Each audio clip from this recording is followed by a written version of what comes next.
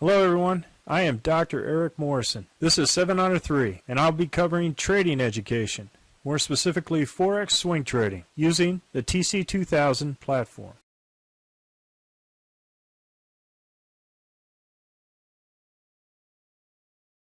Hello everyone, this is the 21 Forex Currencies Weekend Review on 18 April at 9 in the morning Central Time. I'd like to start off with the current log trades. For the last week we had 3 losses for the 12th of April, and that was in the Aussie dollar, Canadian dollar, Euro Canadian dollar, and the Zen Canadian dollar. And we held our trades over the week, and as you can see we have a lot of trades that are still in the determining the actual direction of what the market is. Like I said before, this is a significant week in the currency market. Either it will be a turn or a pullback for the longs that have been recovering from the coronavirus, or it's a continuation of the recovery. And so right now there's a lot of indecision among all of the currencies on what direction that we're headed. So this is what we're going into next week, and we'll see where the trades are closed out at that point. Starting off with the Aussie dollar, Canadian dollar, looking at the strategic and operational picture. We look at the week. It looks like a pretty good recovery back to the mean, at least the 30 moving average of the Bollinger Band mean. Going back today, we were stopped out at the RL10 and trading at the 200 moving day average, where there's a lot of liquidity up there. The banks can do easy stop hunting. So I tend to want to avoid trading at this point, but I thought that this setup was good with the doji and the downward turn and bounce off the 200. So in retrospect, this is a good trade. However, you need to be aware that the banks can stop hunt at the 200 with all the liquidity and the billions of dollars that they have on the cash. So without a clear direction of the currency, the banks are going to be doing stop hunting at 200. Aussie dollar, Swiss franc, looking at the strategic, good recovery. Right now we have a PSR flip on the week. We're in the winter season on the weekly, but the RL10 is starting to move up. Again, indecision, where we're still in this trade, and we're right up against the RL270, which adds additional resistance to this currency. We'll see what direction it goes next week. Aussie dollar, Japanese yen, same thing, 270 with the Z3 in the weekend review. Looks like a weaker recovery than the other two Aussie pairs. So this does have potential to continue to go to the downside as it's deep in the winter. Aussie dollar, New Zealand dollar, I had this purple dot added here, even though I didn't want to trade the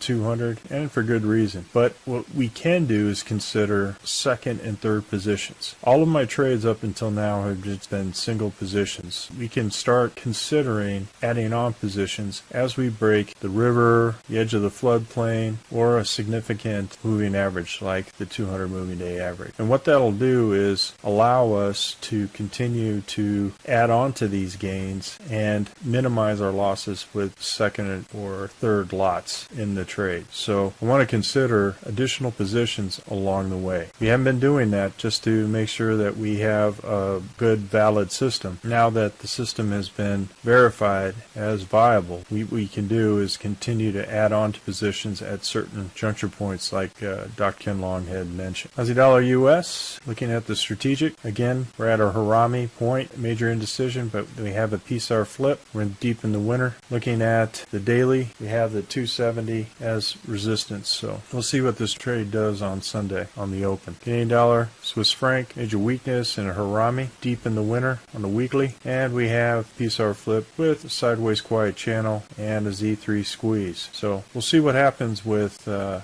price on Sunday with a potential MACD 1030 crossover to the fall. Canadian dollar, Japanese yen. Looking at the weekly, major weakness on Canadian dollar, Japanese yen on the weekly with the winters deep in the winter season. And you look at Z3 are coming closer and closer together. We'll see if it continues to go to the downside. You do have extended weakness to this L-shaped formation on the Canadian dollar, Japanese yen with a potential MACD 1030 crossover to the fall. Swiss franc, Japanese yen, looking at the weekly, very choppy. Right? You can see ups, downs in the week, up, down, up, down. So we're in major consolidation at this point. Oh, interesting. Potential bearish move here to the downside. gets below 100, going down for a while. And on the weekly, we're in the fall and to the downside bias. It continues to hover around the 200. Just like I said before, all of these candle wicks, these extended candle wicks, show that the banks are doing their stop hunting at the 200. Like I said before, I like to avoid trading at 200 if I can, especially if I see these indications here. This should have been a collapsing dragon, and look how it hovered around the 200. So we'll see what happens with that,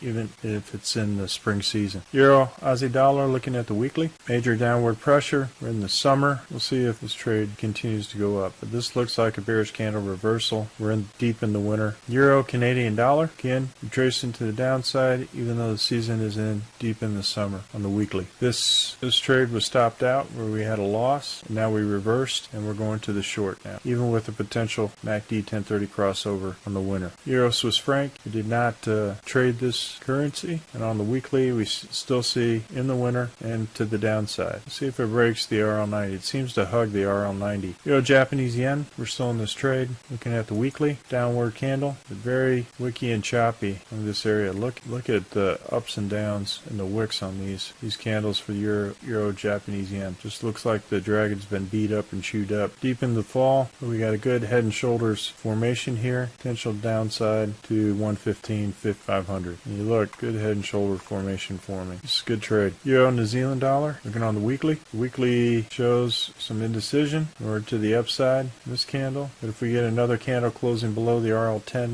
we'll get out of this trade. Currently in the winter season. Euro, US dollar, we're in this trade. We have two hammers, doji type formations here. We'll see if it continues to the downside. This may go up to the upside and take out our stop. We're currently in the spring season. New Zealand Canadian dollar, looking at the weekly, downside pressure. We're in the fall. We were stopped out of this trade at 200. 200 can be a very treacherous type of trading area with a lot of liquidity at this location because we cannot determine by currency where the volume is going to be at. So a lot of the major banks use the 200 to do stop hunting at the 200. So we have to be very careful when we trade the 200. New Zealand Swiss franc, we're still in this trade. This is the weekly, downside pressure. We're deep in the winter, and we're in a short with the RL270 up there with the PSR flip. So we'll see where this trade goes. We have a potential MACD 1030 starting to cross over from summer to fall. New Zealand Japanese yen, we're in this trade. Same thing, RL270, C3. Stop is at the hump of the dragon. Seems to be staying under the RL10 and the MACD 1030. We're still in the summer. New Zealand US dollar, still in this trade with significant downside pressure. New Zealand on the weekly. We have two candles still under the RL10. We have our stop at the edge of the river. We're in the summer season. US Canadian dollar on the weekly. Significant upside pressure in the summer. On the daily, we're on the winter. On this long, both candles are still north of the RL10. And we have our stop at the second indicator candle. We're in the winter. US dollar Swiss franc, Rami indecision. Looks like a potential MACD 1030 crossover from spring back to winter, which would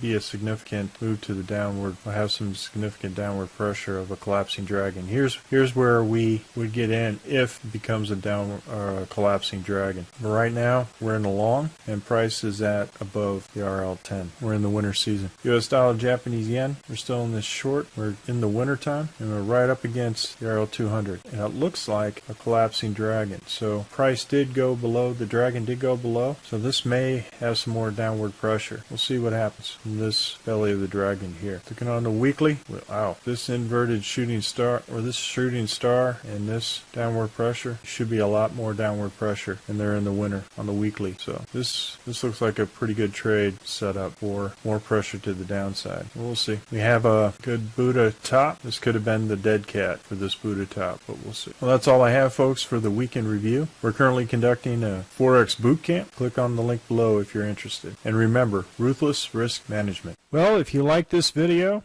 go ahead and hit the like button below and the subscribe button. And if you want more information on TC2000, I have an affiliate link below. If you open up a TC2000 account, you will receive a $25 discount using that link. Thank you for your time.